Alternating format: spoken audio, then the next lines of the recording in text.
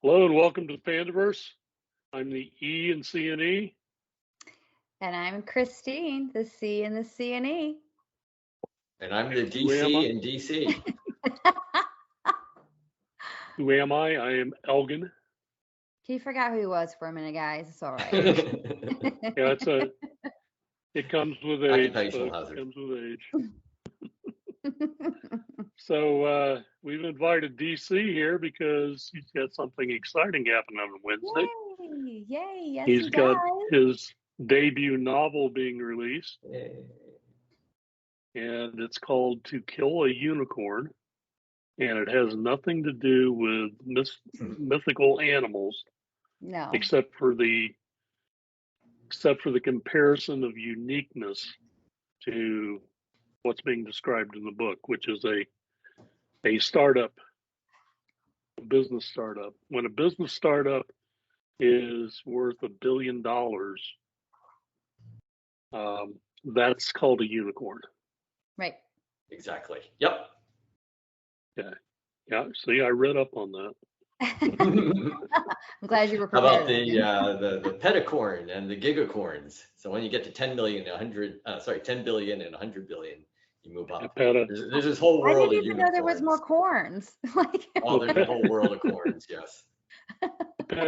A petacorn would be $1 trillion, right? I think it's 100 billion. To be Starlink, SpaceX, and TikTok. Okay. All right. Well, DC, so it needs to be a company.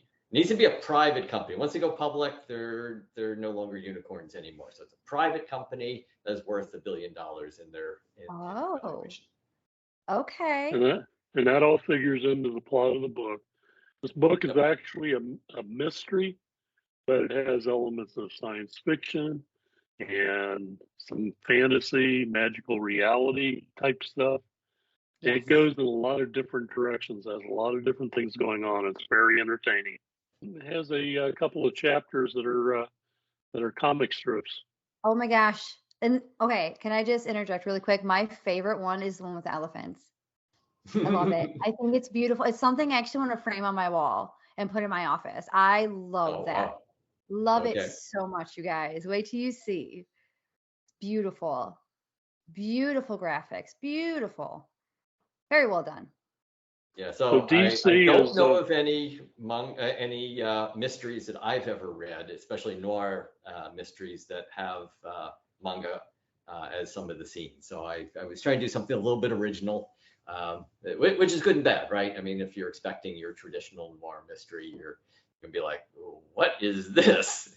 But the whole world of Silicon Valley is just all about mashups and kind of like combining different things and the best of different worlds and disruption and change. And so that's kind of the attitude I brought to writing the novel. Well, I love that because I feel like that's going to broaden your audience, right? My young adults, they are heavily into manga, and this is something that I believe that they would enjoy. So I think you've done a nice job just broadening your audience by including things like that, because it is different. And really, to rise above the noise, you have to be different, right? So well done. Yeah, thank you. And the main character in this is a Japanese American hacker who takes on an investigation into what happened to his best friend. So he's kind of the noir detective in a way, except he drinks sake instead of whiskey. Yes. I've read so many noir mysteries, Raymond Chandler, actually the whole beginning is modeled on the movie Chinatown and Jack Nicholson. There's a lot of Chinatown jokes in there. And this was like, well, what if it was in Japantown instead of Chinatown? And, in Chinatown, in the movie Chinatown is the word for corruption. Everything is wrong. Everything is not what it seems. And Japantown is the exact opposite. Everything is by the rules, in its place, no corruption, except, and that's where Ted lives. He lives in Japantown, and all of his friends are in Japantown, but all around him is the rest of Silicon Valley, and he's got to navigate that world. So Yeah, and the typical detective story, the detective's always drinking whiskey. I'm like, well, let's, what if he drank sake instead? You know, he's a young guy. He's probably not hardcore into whiskey, although this character is as well, because he's got a bit of a problem. But yeah, he's a big fan of sake. And I can remember the first time I had sake. yeah, is it good sake or bad sake? It was at a restaurant, one of the Iron Chefs. It was his restaurant, Morimoto, Okay. maybe. It's Okay. been a long time. And Yeah. What, did you drink it you, warm or cold? I That's usually a drank good it sign. warm. Okay, it was probably not good sake then. It was So it was strong. it was not good sake. Right. So good sake is drunk cold, and you sip at it and you savor the flavor. Bad sake, because it has a lot of bad flavors in it, you drink it warm, it boils off the bad flavors and the proteins and leaves something drinkable, but it also has a very heavy alcoholic taste to it. Yes. I'm actually wearing, so one of his favorite sakes of the main character is Dasai, and I happen to have a Dasai t-shirt on right now. It's one of the most popular premium sakes you can find in any good Japanese supermarket or liquor store or online. So that was one of his favorites, and I happen to have a t-shirt. So I like the t-shirt. Yeah. And if you read the book, you will see a description of this particular label, Dasai, which literally means otter, as in like the little furry animals, otter festival, Dasai, which it seems kind of random, right? And I'm not an expert in this particular sake, but I think that area where they're in is somehow famous for this otter festivals. So that's why they named it Dasai. All right. So DC, how long did it take you to write To Kill a Unicorn? Oh my God. Which 3 years, 3 or 4 years. Like, well. Yeah. So I wrote it 4 different times. Okay. Yeah. So the original story was about a toaster, of all things. It was a toaster in Silicon Valley that thought it was God, and it was in this battle against this dog named Higgs, who was actually the devil. And I wanted to have this good versus evil, Stephen King sort of The Stand thing about this toaster. And it wasn't a nice God. It was a very Old Testament, this is the way things have to be done God, vengeful God. But it's this cute little toaster. And the problem is I got like 150 pages into it, and I had a lot of great scenes, but I didn't have a story that could get to an end. And so it was like, okay, what do I do now? So it was very painful. I sat there like, you watch all these movies where there's always like this pained writer who sits at his computer and is typing, or he's sitting in his, he's got a pad of paper, yellow paper, he writes something down, he rips it out and he throws it on the floor. I just had a pad of scrap paper. My floor was covered with scrap paper. I was just a caricature of a writer. My wife was making fun of me. I never thought that would have any bearing on reality, but I was trying to figure out an outline, because I don't write from outlines, of how I could get this toaster story, and it didn't work. But one of the characters in there, so the dog had hired a detective to find out why an elephant had appeared out of nowhere. So there's another part of it here, that this is based on, there's a Haruki Murakami short story called The Elephant Disappears, or something like that. The elephant vanishes. That's it. The elephant vanishes. And it's about a person who investigates why an elephant had suddenly disappeared from the zoo along with his keeper, and just poof, disappeared.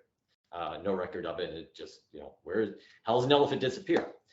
And I don't have any background in magic, but I know enough to know that the trick to magic is not making something disappear. The hard part is make it reappear again. Right. And I thought, okay, somebody made an elephant disappear. Got it. Okay.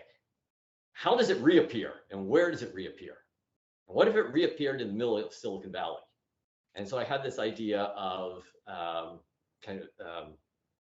magical realism in Silicon Valley, suddenly an elephant appears out of nowhere. But in Silicon Valley, so if an elephant appears out of nowhere in the middle of the street in San Jose, somebody has just made $1 billion, right? Because they've just invented the greatest new technology in the world. Right. Yeah, And so I started writing there's got to be about some this. high tech involved. There's got to be some tech, and it's got to be worth a lot. Yeah. And so I started writing about that, and the character that was a detective turned into Ted Hara. But then there was another draft that didn't work, and then another draft that didn't work. And then I finally realized if I want it to work, it's got to be a detective story. That's the only way I can do it. I didn't set out to write a detective story. I set out to write this kind of farce about Silicon Valley, but the only thing that would work was the detective story. That's the story that wanted to be written.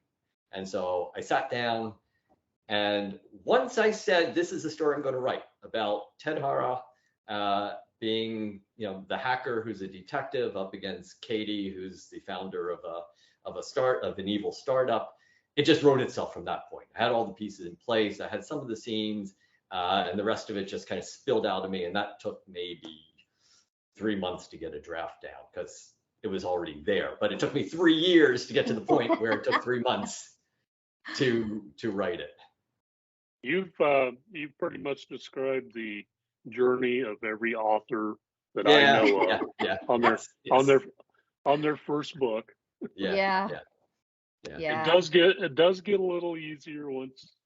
No, it doesn't, once you Elgon. progress past Don't that. lie to people. Don't lie.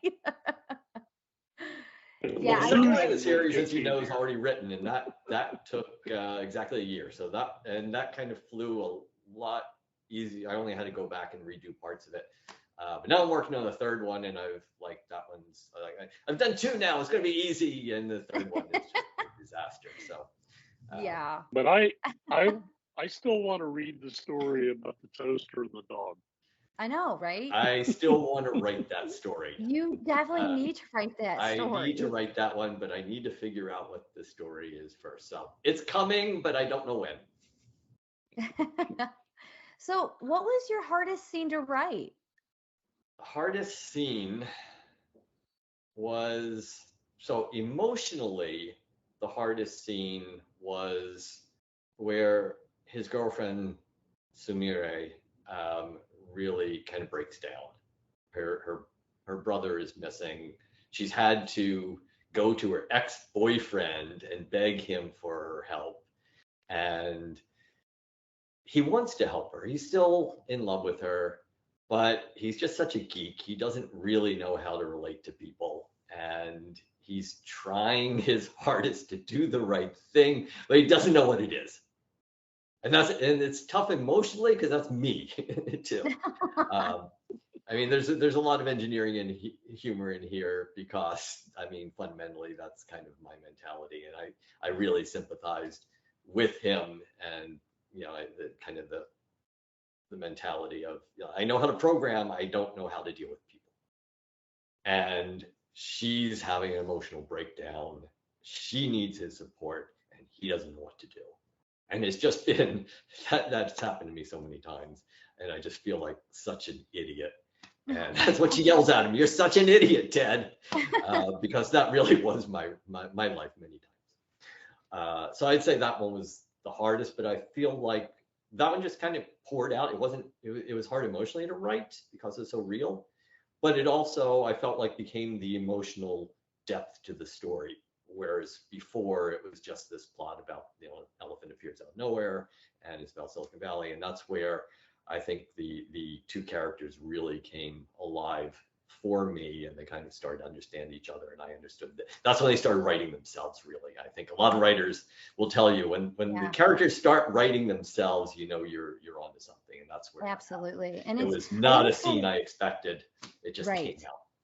Well, I think it's beautiful, as a writer, we do put ourselves into every book we write emotionally, like all of that. And I think it's really neat because I feel like it transcends to the reader. I feel like if done right, they can feel the emotions that are actually put into things like that. Yeah. I think that if you let the characters tell you the story, it's better than guiding it by an outline. Yes. You can still have a vague idea or kind of a structure to everything, know where things are going to eventually go, but the characters are the ones that are going to tell you the story. And I often say that that's kind of the difference between genre fiction and literary fiction. And literary fiction tends to be, you start with a character in a situation and kind of let them, their actions guide the story, and you see where you end up, and hopefully it works out. Where genre fiction and mystery in particular, most mysteries that I read are written as puzzles, right? They're intellectual puzzles. They're like, who did it? Why did they do it? What's the motivation? It's not really about the characters. It's really just about solving a puzzle.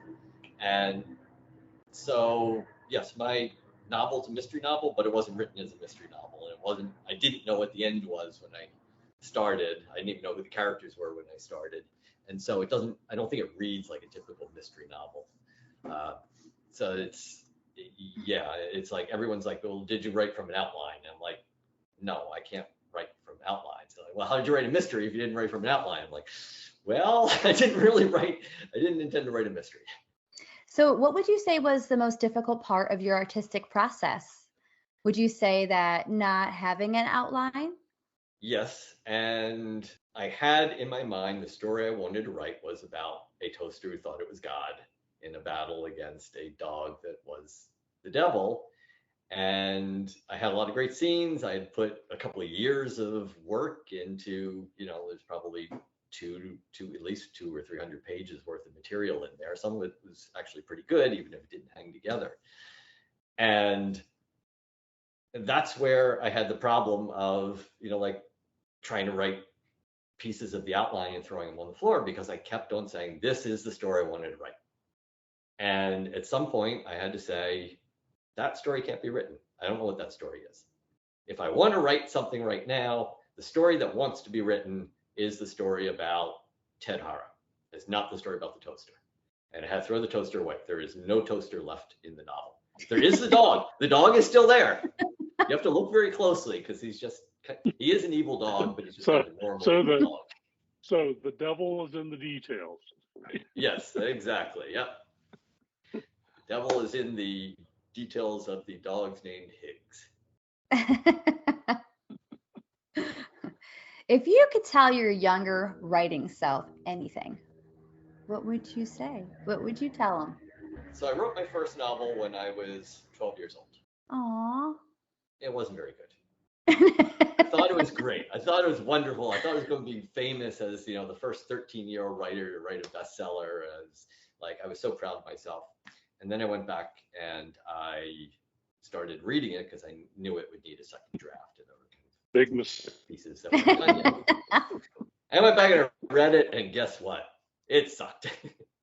It was horrible. And I just got so angry with myself that, this is not publishable. This is not good. And I was deluded. I threw it away. I burned it. I put it in a barbecue grill and poured, lighter fluid on top of it, and I burned it. Hey, see, that's where you made the critical mistake. You should have kept it. Because anytime that you start believing your own BS and believing that you're a good writer, you go back and you open that up and you see where you started, and you go, okay, this is still more of how my first drafts look than finished product. Yeah.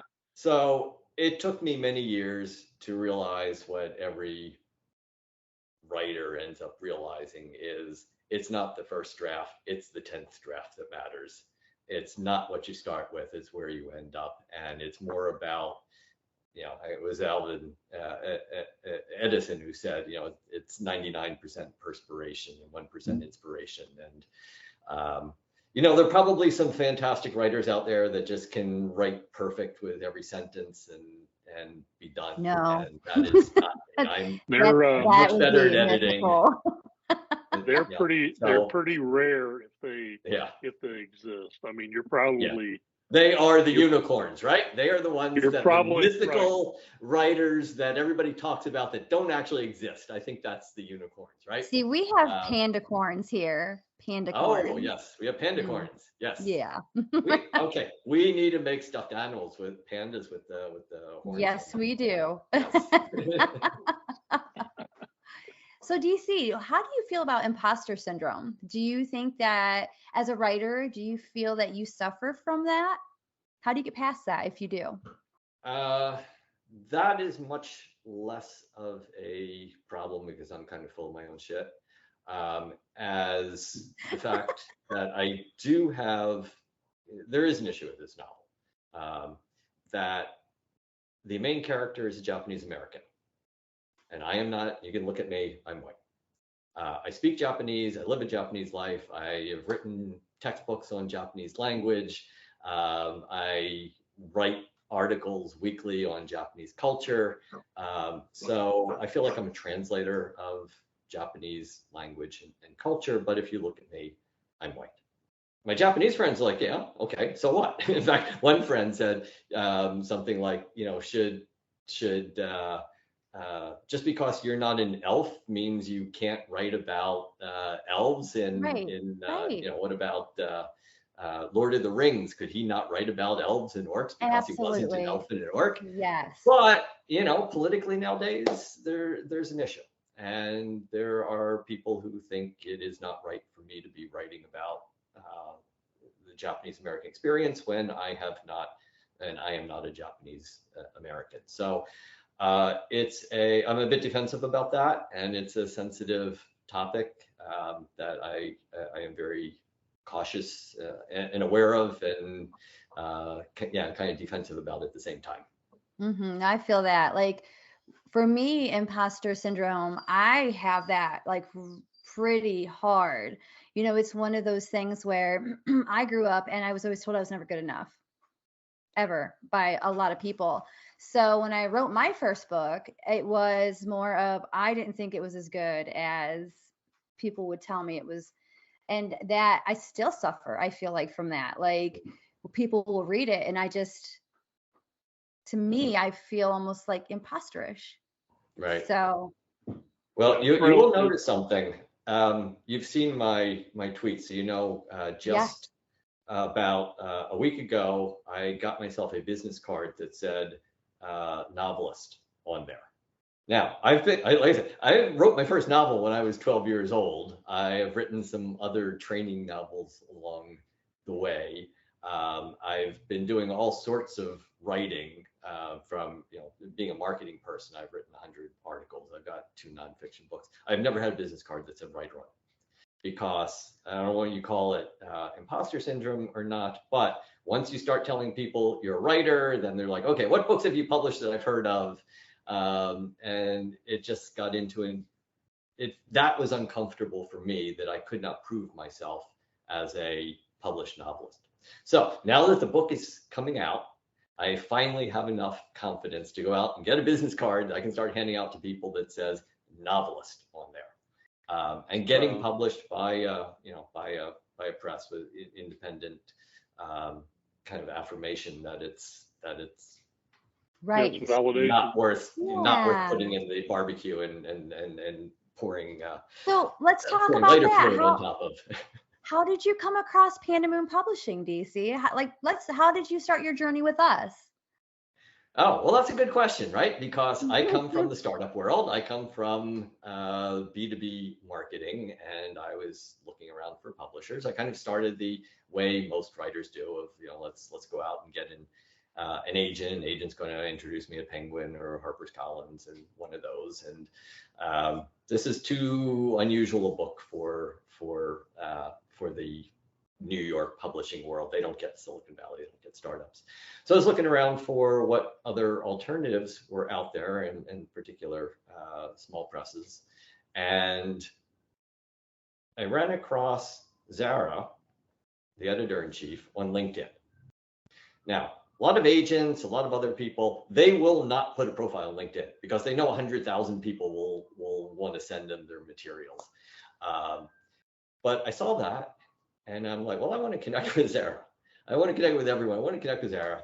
And so I did, and she actually she accepted my connection, and we ended up having a conversation on LinkedIn. And I saw the profile of the company that said the company kind of, I don't remember the exact words, but it runs itself as a more like a startup than a traditional publishing house. I'm like, that's exactly what I'm looking for this book, right? I need a publisher that understands the world of startups, not some big bureaucrats in New York City that just want another puzzle solving mystery for the mystery book clubs.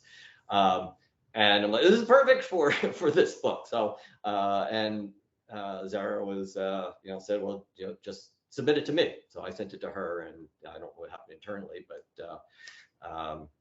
got the great news that that Panda Moon was interested in it. And I'm like, okay, this is great, because this is the right publisher for me in this book, because it's not your traditional book. It is a book about startups in Silicon Valley and kind of that whole different world than the usual books we'll dive into. Yeah, your book definitely fits the mold. The shtick that we have in publishing, because a lot of our books are non-traditional. They're mashups of genres. Right. Yeah, and I looked at the list of books you published. I'm like, yeah, okay. So it's not, genre tends to be either like hardcore science fiction or hardcore mystery, very specific. And I looked at them, I'm like, oh, you're publishing books in here that have like science fiction elements in your mystery, and kind of other mashups. And this is just the perfect fit for me. So I was so happy. It makes the books fun. It makes the books fun to read and entertaining. Yeah, it does. And we get good feedback from it. Mm-hmm. Now, a lot of people are seeing you for the first time. You're an expert in the investment community. You're also an expert in Japanese culture and language to a certain extent, as much as you can be as a white guy, as you say. You also live in California, so you're immersed in the world that's a fantasy world for most of the rest of America.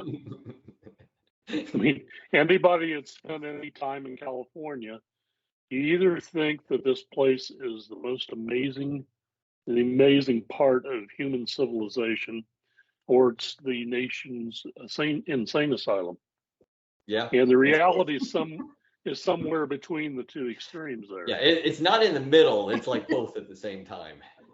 I just wanted to kind of give your bona fides there, that you do know very weird. You do know the background. The background material. This book was a write what you know about, which is startups and Silicon Valley, but Japanese culture. I've had two of my own startups that were successful, and then became an angel investor. And then now most of my time when I'm not writing is working with other startups as a mentor and advisor at various accelerators and other organizations that help startups. And so I spend all day, every day working with them on their pitches and their business strategies, and how do you get funding, how do you build a product, how do you get to market, things like that. So I've spent 30 years with startups in Silicon Valley, so that's what I wanted to write about. And the great thing about it is just this such a crazy world kind of the other thing that happened as I was writing the book is the Theranos scandal broke. And I don't know if you guys, how much you know about the Theranos scandal, but that was a startup that was worth $1 billion, actually more than $1 billion. That was a blood testing machine that all the pharmacies wanted, the venture capitalists put billions of dollars into, and it was supposed to be able to run 130 something tests with one drop of blood. This was the vision. It was impossible. It was technically impossible, physically impossible, at least with current technology. But she told a great story.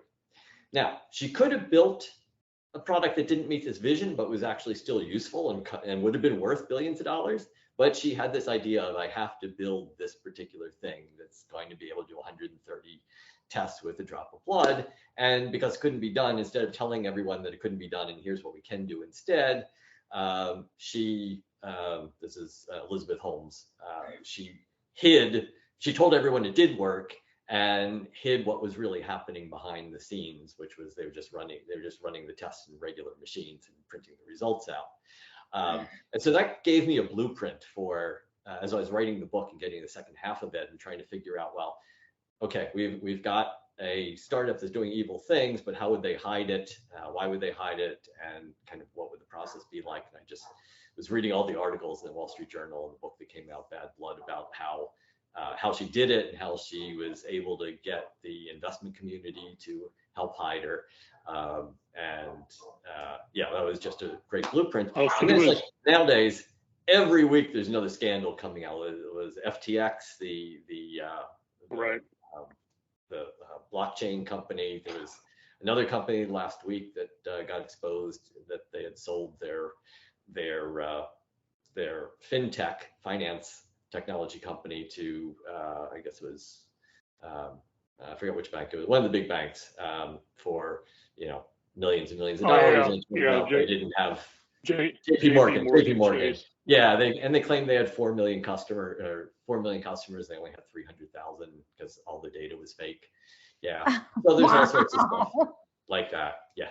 Yeah, and it wasn't even hidden very well that it was fake. So yeah, yes, yeah. So I thought, if you had $1 billion, so the startup in To Kill a Unicorn has $1 trillion idea. It will completely revolutionize transportation. This is the end of airlines, it's the end of cars, the end of everything, worth at least $1 trillion. It's got some problems, right? Okay, so would you just give up? Would you say, sorry, it doesn't work? Or would you find a way to hide it? And of course, it's Silicon Valley. They'd find a way to hide it and get their $1 trillion. So just too much money at stake.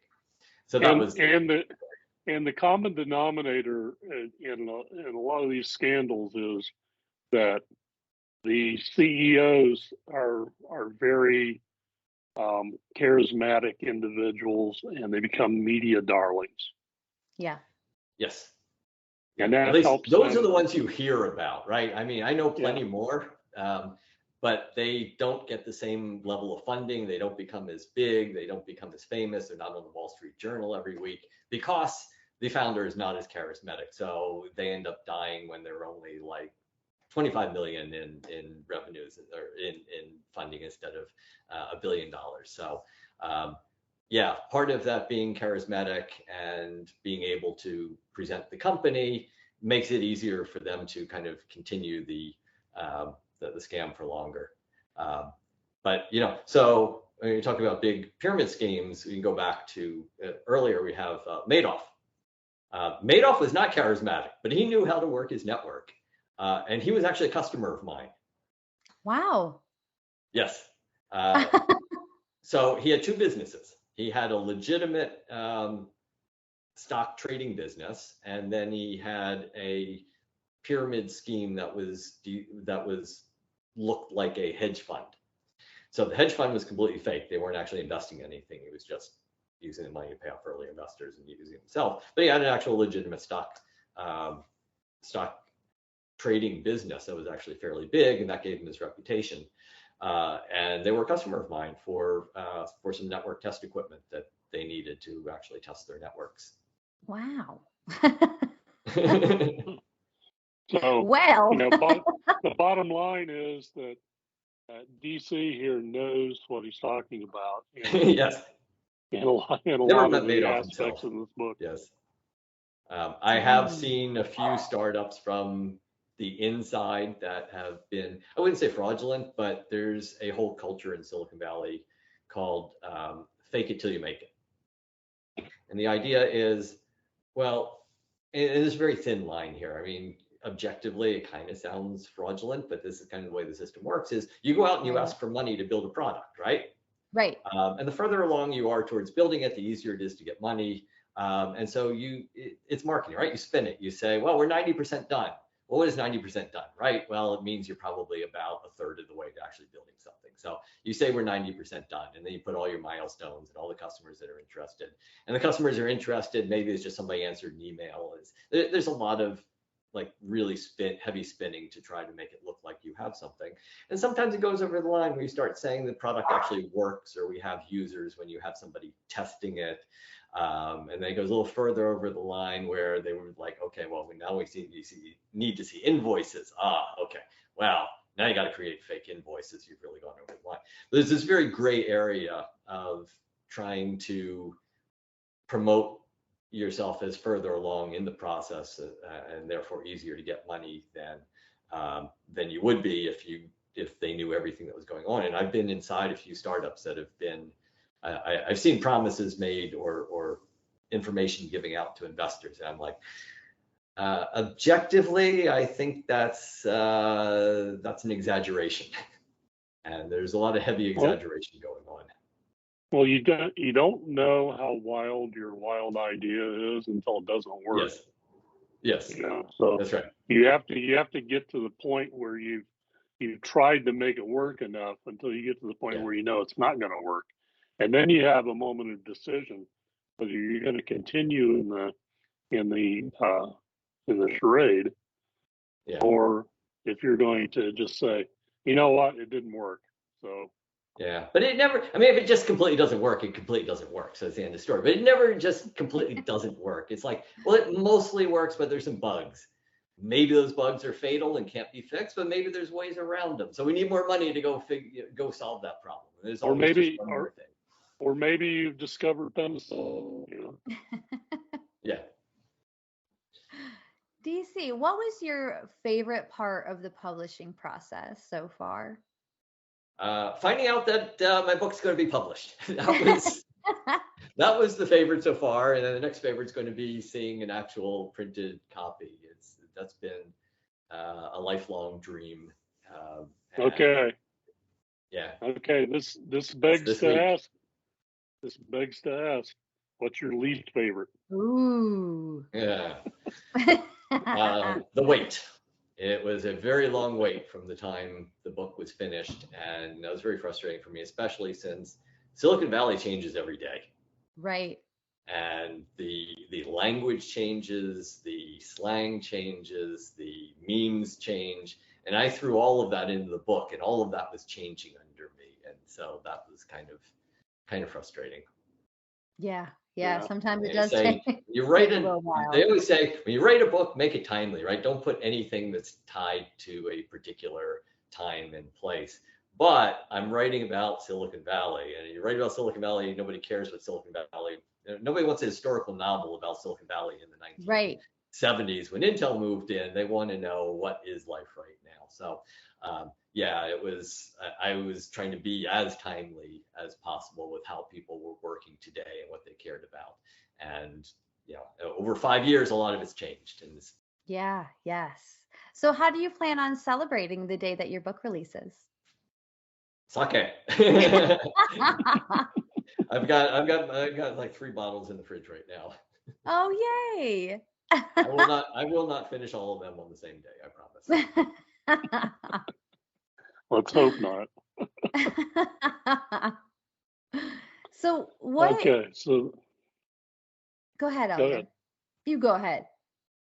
I was just going to say we need to remind people what the book's titled, because some of the viewers may actually want to read this book, and it's a good book. And I do recommend it because it is so unique, so different. It's a unicorn of its own. And it's called To Kill a Unicorn. And the author is DC Palter. Yes. Okay. Yes. DC, what does literary success look like to you? Selling a lot of copies. Getting a lot of people to read it, getting people to talk about it, getting people to recommend it to their friends, and then people being anxious to read the next book, which I've already finished writing and getting ready to start working on editing that one. So hopefully this is not I know this is not a one-off. This is the beginning of a new career. So Oh, good. The literary success is being a successful, having a successful career as a novelist. I think that's beautiful. Maybe having a TV series made out of a book. Yes. Oh my gosh.